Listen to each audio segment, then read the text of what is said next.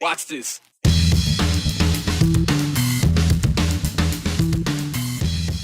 About the only thing flying around faster than the coronavirus these days may be COVID misinformation. The latest? Hospitals running out of oxygen to treat patients. Are they? Well, it isn't a simple yes or no. In the beginning of the pandemic, it was the elderly who were targeted most by the coronavirus, but lately, it's aiming lower. Teenagers have been hit hard and fast. It's been widely reported that somebody has the ability to push the button and cut off his sound and stop him from speaking. Who is that person? Senator Risch presses on about a button. That's not how that works. Plowing through a global pandemic, it's not unexpected for people to be overcome with fear and anxiety. Those are the two of the reasons for the run on toilet paper in the spring of 2020. Remember that? Remember when that happened? Well, now there's another shortage concern out there, and it has to do with actual COVID patients. We've seen anecdotal reports from people saying there is a lack of oxygen and oxygen tanks. But our question is it true? And if so, it's got to be a big deal. Joe Paris went to the source, that'd be Norco Medical, to get insight on the oxygen and the tanks that carry it in our area. The dramatic surge in COVID cases in Idaho continues to put heavy pressure on the state's medical system. A new concern from the community: is there a shortage of oxygen and oxygen tanks, which are needed to treat very sick COVID patients? One of the primary suppliers of oxygen and oxygen tanks in our area is Norco Medical. We checked in with them to see what they're seeing. The word oxygen gets generalized as many things, and of late there's been some concern that is there an oxygen shortage? The fact is, no, there's not an oxygen shortage. In fact, there's an abundance of the molecule oxygen. But like every supply chain globally, delivery services and fulfillment of orders can be delayed. Some things can take a little bit longer. Elias Margonis is the president of Norco. He says similar to the rest of the medical system, oxygen supply services are currently impacted by the recent COVID surge in our state. I kind of draw the comparison to what's probably happening in ERs. What do you do when 20 patients all walk in at once? If you only have 10 beds, you have to figure out what to do with those 10 patients in the interim. At the same time, if Norco is given 20 orders to set up patients with oxygen in the home, and we have equipment to handle all 20, we're still probably figuring out how to schedule all of them at once. So how does this all translate to an individual care level? A primary difference comes down to oxygen tank distribution amid unprecedented demand. And it's not just about what's going on now, but rather what could happen soon. What's happening right now is we may have to discharge patients with a smaller quantity of cylinders that we normally would like to. If someone would normally leave with 10 or 12 cylinders to go home, we may be sending them home with 4, 5, or 6 cylinders. And again, that's to prepare for the surge ahead of us and the patients that will need those cylinders in the future so that we don't run out. We aren't running out, but it's all about getting those cylinders back so we can fill them and get them back out to the other patients. From what I'm hearing from you, that people are going to get the oxygen they need, the tanks they need. However, the service may just be different in terms of how it works than in the past. Is that fair? I think that's generally correct. I think there's a limit to everything. My leadership team and I were actually discussing this morning, and we certainly all agreed that the word that we'd like to use right now is that things are getting tight. And the concern is just how much tighter will it get? With that in mind, Norco is asking the community to share any unused or unneeded oxygen tanks with them. If you're aware of someone that has extra cylinders or assets they're not using, I would advise them to call their local branch and see what they can do to help give stuff back. And again, if there's a need for more or something else, I encourage people to call as well. And Norco also wants to extend a thank you to their staff, which are also frontline healthcare workers. If you think about it, the Norco staff, they're driving their vans around our area and across the state of Idaho, getting in the homes of people that are sick, bringing them the oxygen they need, the tanks they need. So Margonis wanted to make sure he knew that the Norco staff is appreciated. He knew that they're appreciated. And Brian, I know that there's been a lot of questions about, well, okay, Norco says this is the situations. What is the area hospitals saying? And I just want to say I reached out to several hospital systems today and some hospice centers as well. Not everyone's immediately able to respond. We know they're dealing with a lot right now, but St. Alphonsus did get back to us. I want to read a quote from St. Alphonsus. They say, quote, home and health hospice teams are not having any problems getting oxygen for patients. Neither are our hospitals. So that's some good news. There are some questions, though, about, okay, what about the oxygen supply inside the hospitals? One thing that I do want to point out that I spoke with the team at Norco is things are changing in terms of the treatment for COVID. You have these high oxygen flow treatments that don't require a ventilator that are now being utilized in a lot of hospitals, and that takes a lot of oxygen. The problem is that smaller hospitals, not the major hospitals that you may see in Boise, but at smaller regional hospitals, they used to get a shipment of oxygen maybe once a month or once every few months because they only needed so much. But with the changing of how we treat COVID with the high flow oxygen treatment, they need more oxygen than they've asked for previously. So if they needed to fill up every few months, now they're asking for every few weeks. That's just not how the system was set up. That's just not how the infrastructure of this whole system was created. So it does cause some delays and some problems. Does that mean that some of these rural hospitals have to send patients who need oxygen to bigger hospitals then? In some cases, maybe. In some cases, no. It's all, each individual circumstance is different, but we do know that there's pressure on the system. And when we talk about crisis standards of care, it's not just in the hospitals, it's the whole medical system. And even the smaller ones, or mostly the smaller ones, having felt this impact as well. All right, thanks, Joe. In just 1 week, there were 635 cases of COVID reported among teenagers in Idaho. Those that are 13 to 17 years old. In just 1 week. And according to the Idaho Department of Health and Welfare, that sets a record as the fastest rate of spread when compared to any other age group at any point during this pandemic. And those younger than that, those 5 to 12 years old, they're unable to get the vaccine. They are not far behind that. Maybe not a surprise that this information is coming out weeks after the start of the school year.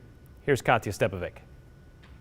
We are watching with increasing concern the rising number of cases in younger populations. Idaho Department of Health and Welfare is sharing staggering statistics about Idaho kids and COVID. The number of children 12 to 18 that are positive is greater this week than last week. It's growing at an accelerated rate. And our internal data shows a positivity rate of 20%, which is incredibly high.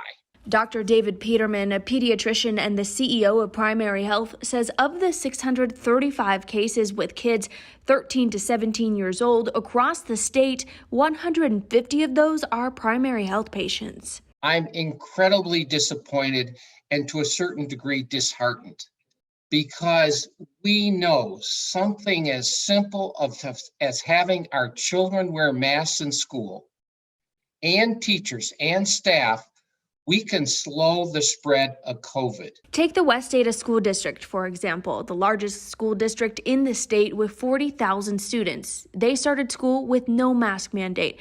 But as of Friday, all students and staff are required to wear masks. Right now, they are reporting 60 active cases in their high schools, 59 cases in their middle schools, and 99 cases in elementary schools. But Peterman says that number is likely much higher because the rapid self-testing kits West Ada is using aren't as accurate as other tests. If you give these Binox tests to the schools, are they obligated to report to you? The answer is no. They're not obligated to report. And again, they're doing what's called a Binox test. It's not a PCR, it's a quick test, and it's not as accurate. So whatever data I report to you from West Ada, it's not accurate and it's lower. Peterman says the number of children Primary Health has been testing in the last 4 weeks has skyrocketed, and spread among younger populations is something he says healthcare workers saw coming. Children are back in school. There is not consistency of mitigation efforts, and those children that are eligible, not enough of them are getting vaccinated. Roughly 43,000 kids aged 12 to 17 are vaccinated. Peterman says it's the obligation of parents who have children eligible to get vaccinated to do so, because things can get worse. We are denying care. We are denying care to children. We are denying care to adults. We're denying care to the elderly because we just can't see them because we're so overwhelmed. And something as simple as wearing masks and getting vaccinated could solve these problems. And I'm just pleading with people to do this. Peterman attributes the increased spread to the lack of mask mandates in school districts. But as we've reported, more school districts are starting to implement those mask mandates, including Boise, West Ada, McCall, Caldwell, and Gooding, among others. Also worth noting, Brian, if a primary health employee has a child that tests positive for COVID, they too have to quarantine until they test negative, stretching resources once again even thinner. Yeah, the staffing shortages we talked about already making more of an impact on that. So that 635, according to Dr. Peterman, that 635 number could be probably is higher because a lot of these places aren't reporting. Yeah, he says they're actually more high because the COVID tests that a lot of these school districts use are not accurate. Amazing. All right, thank you, Katya. Well, speaking of COVID, the death toll from COVID-19 in Idaho has now surpassed 2,500. 2,505, like wiping out the entire town of Kellogg. It increased by 20 yesterday, and that double-digit number doesn't include one of Garden Valley's finest, someone we have gotten to know here at Channel 7 over the years. 63-year-old Chief John DeVal passed away yesterday from COVID-19 complications. DeVal was chief for 21 years, the Garden Valley Fire District, taking the post in 2000. The fire district is calling his death a line-of-duty injury. They told us while working on August 15th, Chief DeVal was exposed to an extremely sick COVID patient. 5 days later, he became sick, and within a month, Chief DeVal was dead. In a statement, the Garden Valley Fire Protection District said Chief DeVal was a hero who will be greatly missed by everyone.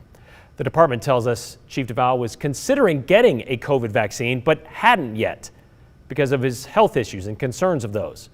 Robert Glankler is now the interim fire chief. A new chief is expected to be named at tomorrow's Fire District Board meeting.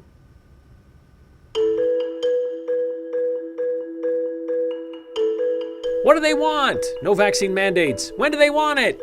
Now. But how many lawmakers does it take to make that happen? A lot more than this many.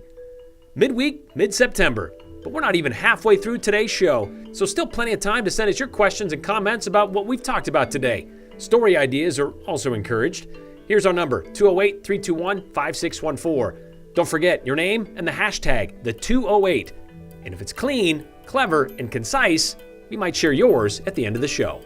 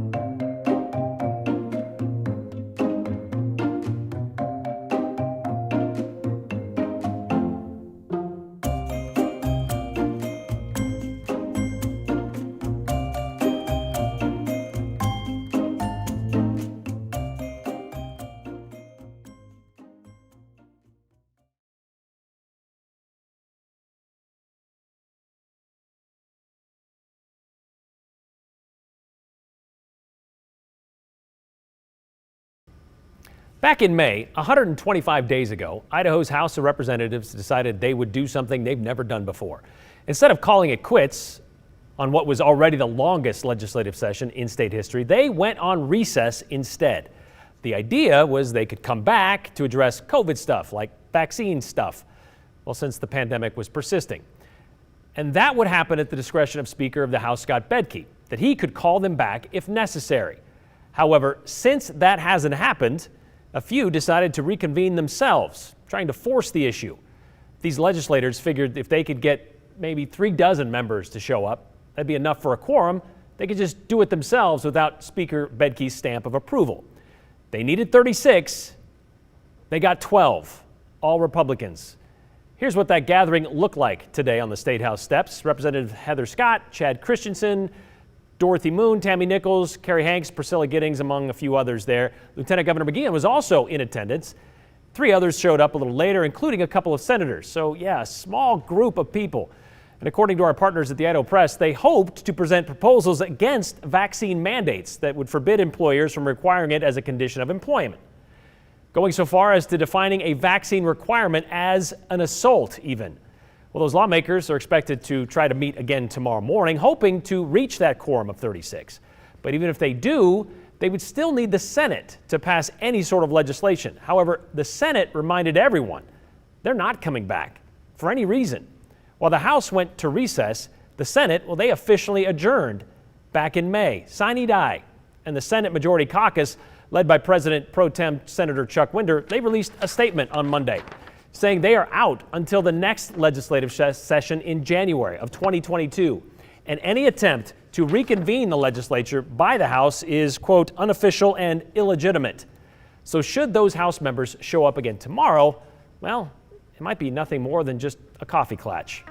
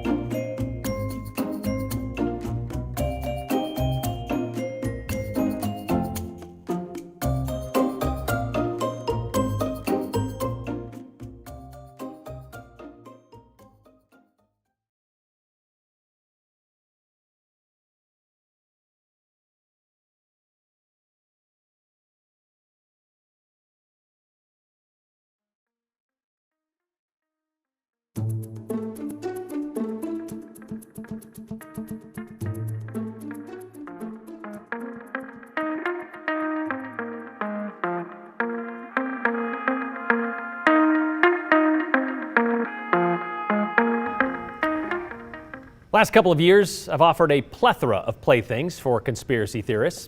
COVID is a hoax, Trump won the election, and the vaccine makes you magnetic.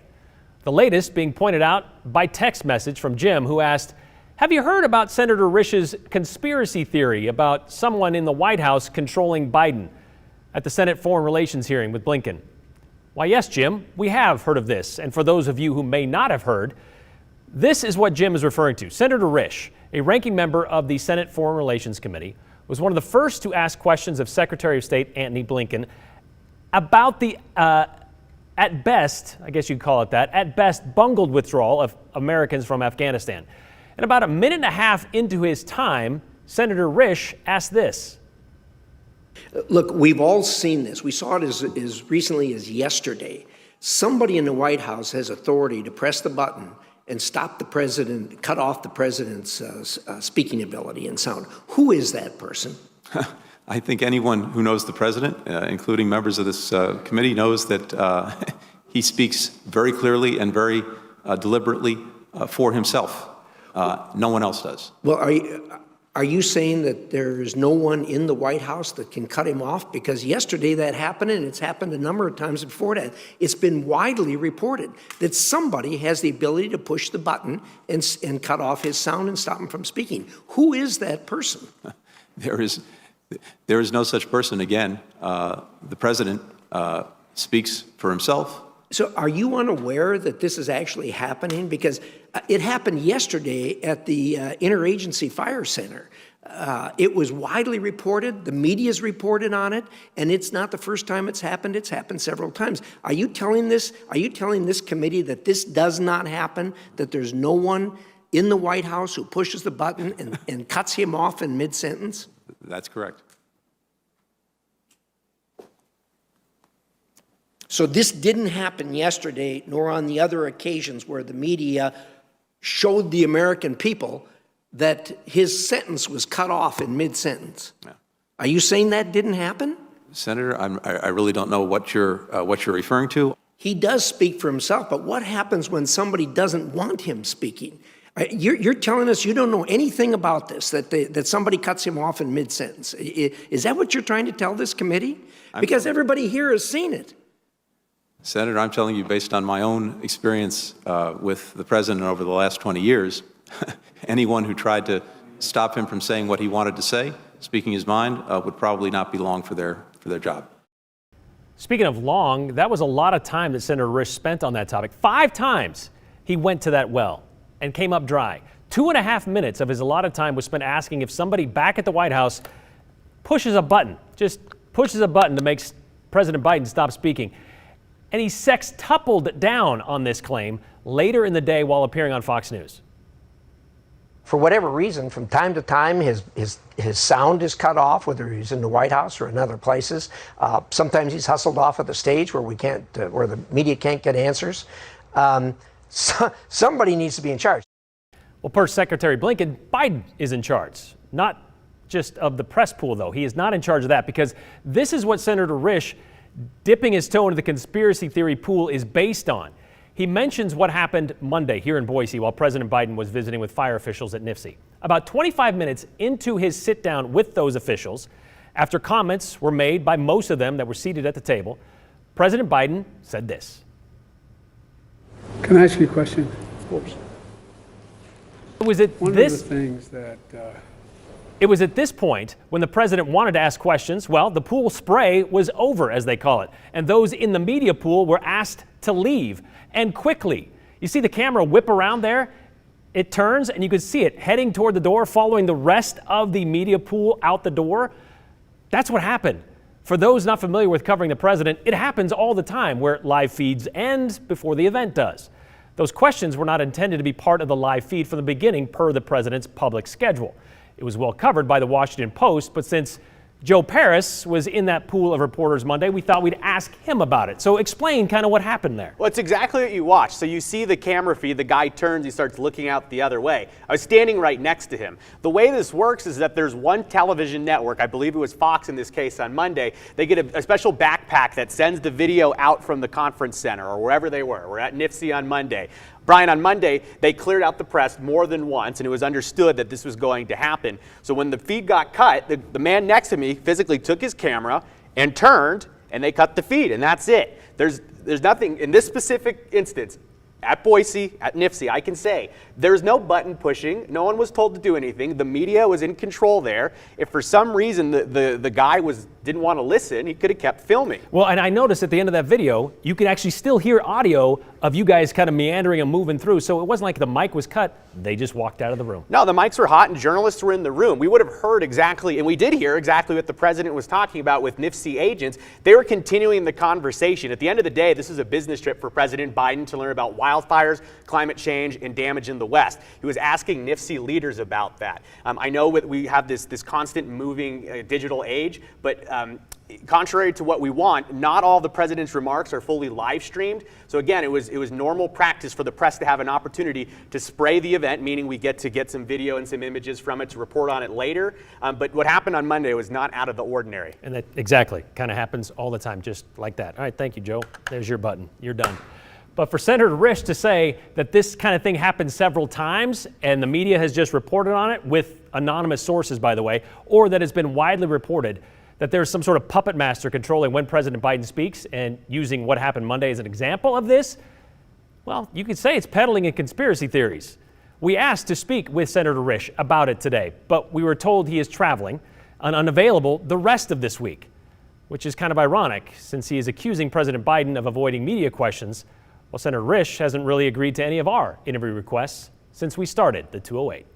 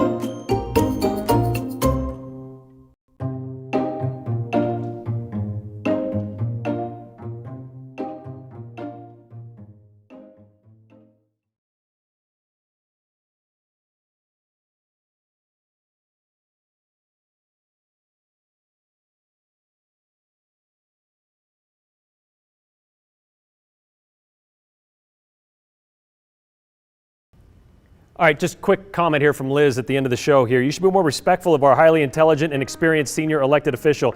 You simply read a teleprompter.